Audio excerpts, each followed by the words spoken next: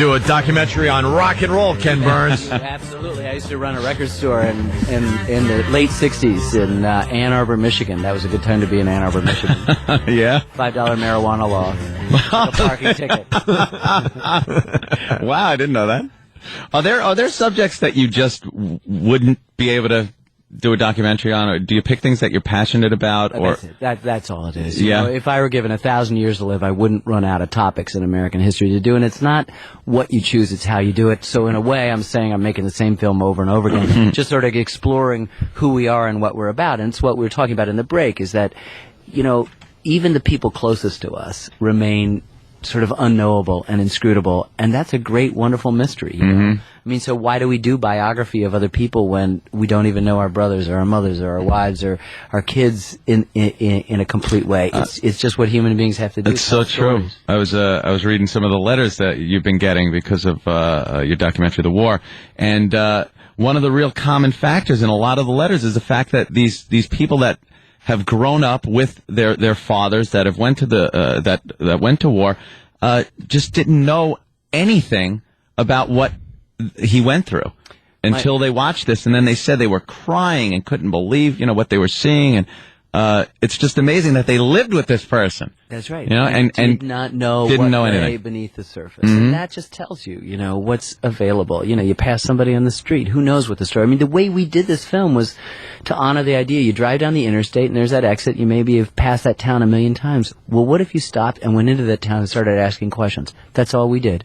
And within just a few questions, we met people that are as heroic individuals as I've ever met, which tells me that it wasn't just the luck of the 4 towns that we picked, but the fact that everywhere. Oh, yeah, it could have been any 4 towns. Yeah, any 4 towns. It could have been any 40 people who get to go. And remember, these aren't just combat. This is also folks at home. So you get the intimacy of what it was like to worry. Lots of women in this film. One of the stars of the film is Catherine Phillips from Mobile, Alabama. The only person I know who can take the title of our film and turn it into 3 syllables. Whoa. And it's an intimate thing. And what we were able to do in the series is give you one thing, and in the book is expand it. So we introduce you to some more people and expand their story in a way a book is able to do. A very compelling part of the documentary is the soldier that would write home like nothing was wrong. Nothing was wrong. This is Babe Charlo of Waterbury, Connecticut. His mom, his brothers, his sister, they're all back in Waterbury, and censorship didn't permit him to say exactly where he was or what was going on. And he didn't want to worry his mom. His dad had passed away a few years before, and she was so anxious about him. So he would write these letters. And at first, when we got them, we thought, "Oh no, what are we going to do? There's nothing here."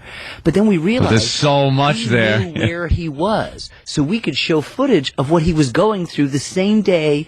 He was writing this letter about, "Oh man, I'm getting fat. I'm a chow hound.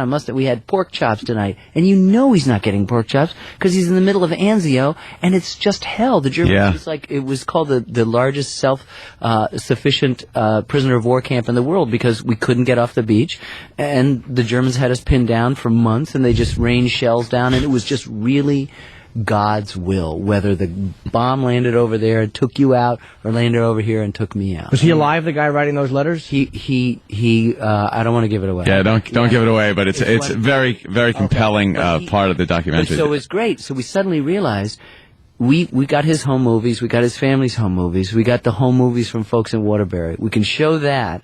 But we can also show what's going on the day he's writing the letter, where we know his outfit is in. And it's nothing like what he's describing. So all of a sudden, you realize the love inherent in the lie. Because how could you not want to say what's going on and what you're doing? And you don't want to worry your family, but you kind of want to go, Jesus, I'm in hell right now. I'm in hell right now. But no, everything's fine. Everything's fine. Yeah. I think I'm going to take a swim in the Iranian Sea. It's like, April, and you're going, this guy, shells are landing around there. Guys are getting Purple Hearts when they're in the hospital being operated on because the Germans are just bombing the hospitals and everything. Amazing. Did I point out what a dope I was, by the way, to ask you just to blow it by, so what finally happened at the end of the movie? Who's done it? Who's done it?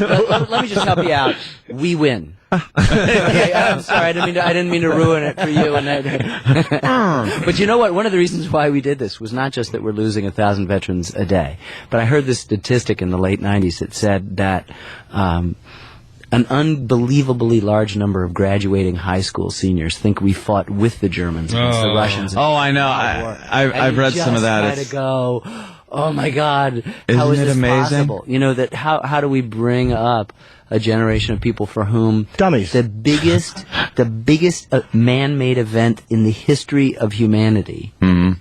We don't even know the basic ABC of it. Never, let alone the XYZ of it, but the ABC of it. Okay. Yeah. We fought with the Russians. We're on our side with these people against the Germans. That essential basic fact. Like so what lessons can we take away for this war? What can we learn from your movie? Well, I think there's a couple of things that we didn't have a political agenda in this film. If you watched any of it, we just wanted to bear witness to the testimony of these people in battle. So the first thing is we ought to, particularly in a democratic society, know what war is like. Because we have not only the privilege but the obligation to vote in the leaders who are going to make the decisions whether we go to war. And we ought to be damn sure that the war we're in is a necessary war, which is the first episode title of the war. That was a necessary war. And if you know, as not just as a mother, but as a citizen, what the cost of war is, what it's really like in its interior moments, the stuff that nobody wants to show, then you make decisions. Let's only fight necessary wars. That's the first thing. The second thing is what we were talking about earlier, about shared sacrifice. That if you're going to be in a war, let's do it together. Let's make sure that everybody's willing to participate, to share, to sacrifice, and that there isn't this separate military class fighting and suffering its losses apart and alone from the rest of us. Because I've been traveling around the country for the last year. Everywhere I go, I ask, how many people know someone in Iraq? If it's 1 or 2%, I'm surprised. Mm-hmm. You know, outside of a military community. You know, back then, if a hand didn't go up, Yeah.